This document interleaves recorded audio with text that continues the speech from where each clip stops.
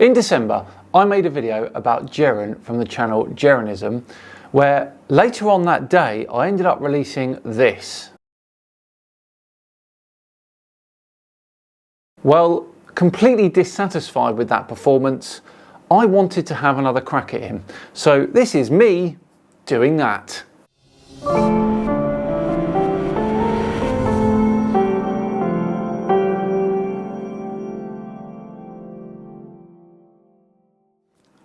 Hello all and welcome along to another episode of Flat Earth Friday with me, Simon Dan. Thank you very much for joining me. Before we begin today, a huge thanks to the sponsors of today's video, Raycon. Raycon's everyday earbuds look, feel and sound better than ever. With optimised gel tips for the perfect in-ear fit, these earbuds are so comfortable and they will not budge. Trust me. And Raycons are priced just right. You get quality audio for half the price of other premium audio brands. This past month I've been training for a multi-day ultra race, so I've been using my Raycons to just chill in my recovery time. I've actually been listening to some lovely relaxing background music whilst I rest. You should all try it.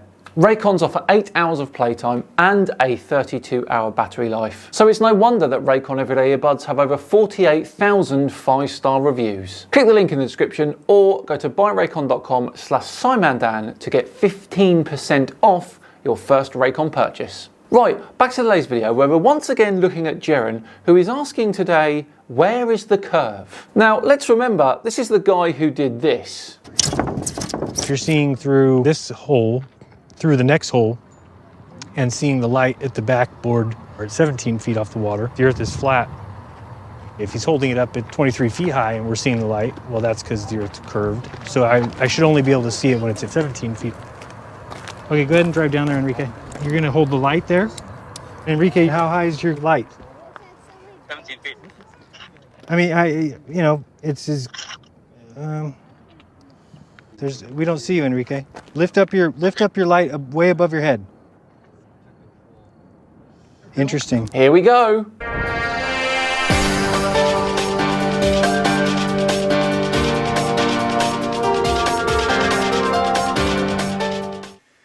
Alrighty, so let's begin. We're on Eyre Highway, or Highway 1 in southern Australia, and we're going to be taking the 90-mile journey from Baladonia to Kaiguna, which is a 90-mile straight. I think my calculation came up to 97.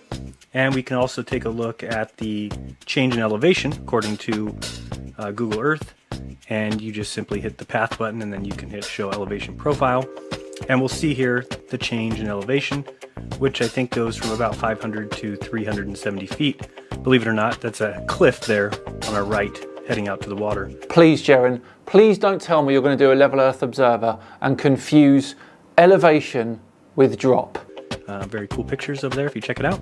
And you'll also notice here down there is the elevation profile, a change of 0.1%.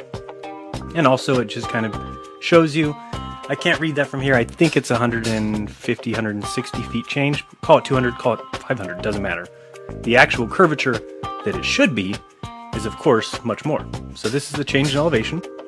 If we were to take the curvature formula, which is the 8 inches per mile squared. And I've stated many times this is not the formula for Earth's curvature. The actual formula is way more complicated than that, and of course takes refraction into account. And you multiply that out by 90 miles. You get over a mile of curvature. Okay, Jeran, well, why don't you show us one end of the road from the other? I'll wait. Over a mile. But people should realize there's a problem. Now, in this travel, and you can see the way the arrow is traveling up top, is the way that the elevation profile is changing. So we're going to be taking this ride from Baladonia, which is on your left, to Kaiguna, which is on your right. So we're going to be going actually downhill, and I'll change that here so you can see what I mean. Yeah, we have to readjust this by going from here to here, so we can actually show what's really happening. And when we do show that, you'll see that we're actually going to be traveling downhill, going from 500 feet to 370. So there you go.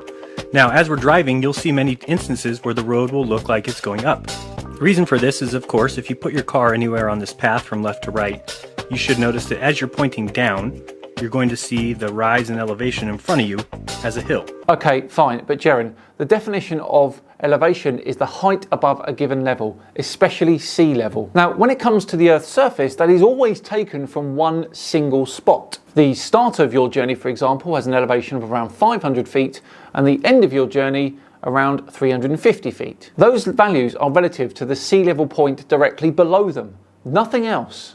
No matter where you're at, unless you're going uphill, you're going to be going down, looking at the road coming up after the current downstretch. So you'll be able to see that here shortly. Let's take a ride. We're starting off in Baladonia. Let's have some fun. Okay, so we're traveling 95 miles is what we'll have as our distance here. And we're starting again in Baladonia, heading to Kaiguna. Okay, so now we'll look at the Earth curvature calculator with an eye height of 15 feet. Obviously, you should be able to tell our eye height probably here is 5 feet, but I'm trying to err on the side of the globe as much as possible to show why this should be the number one question, the number one inquiry on the forefront of everyone's minds to every scientist in the world. No, because you've confused elevation with curvature. That 5,000 feet plus of curvature is from the point that you are standing at. It means that the end of that road is a mile over the curve. And how do we know that? As I said earlier, Jeran, zoom in to the end of that road. Should be easy, it's all downhill. And why it's not, I don't know. So at 15 feet high and a target distance of 95 miles, the amount of curvature would be 5,431, still above a mile. And as we're driving, we will be seeing, like there, where it looks like the road is going up in front of us. Again, that's because we're traveling downhill and looking at the road coming up after.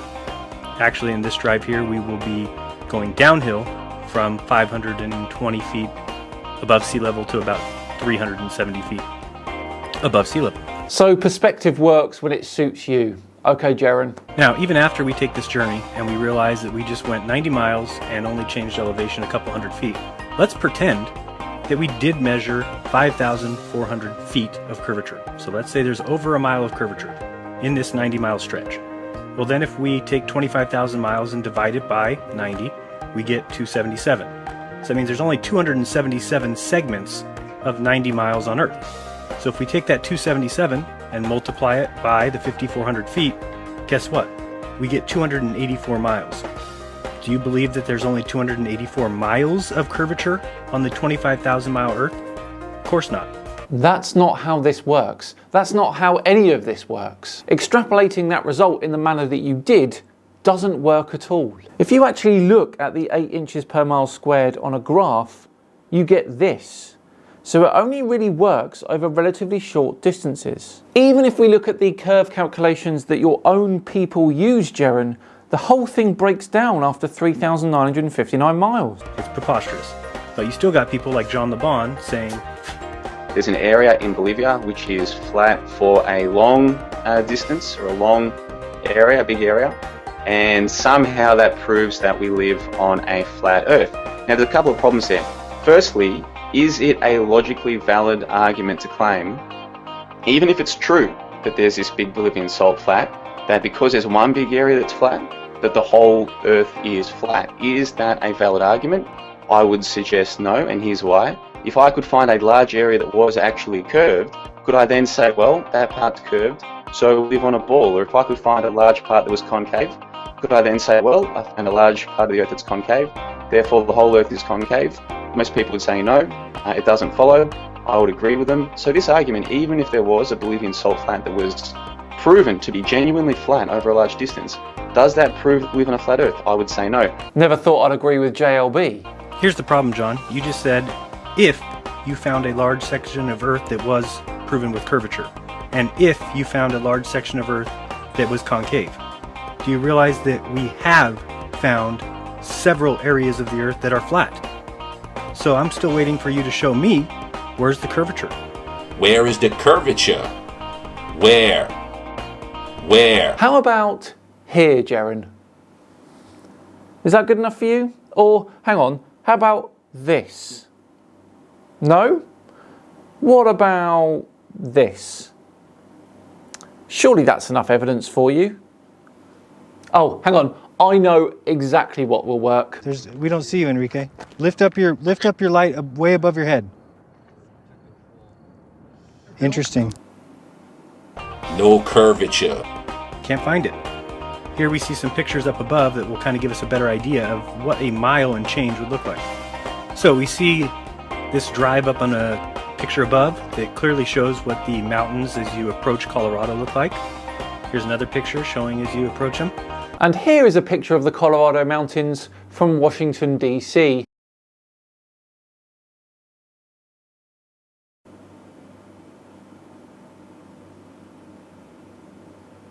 So we're about done with our drive here. We're pulling up to the last little piece. We've gone 90 miles, and you tell me if you feel like you've gone through 5,400 feet of curvature.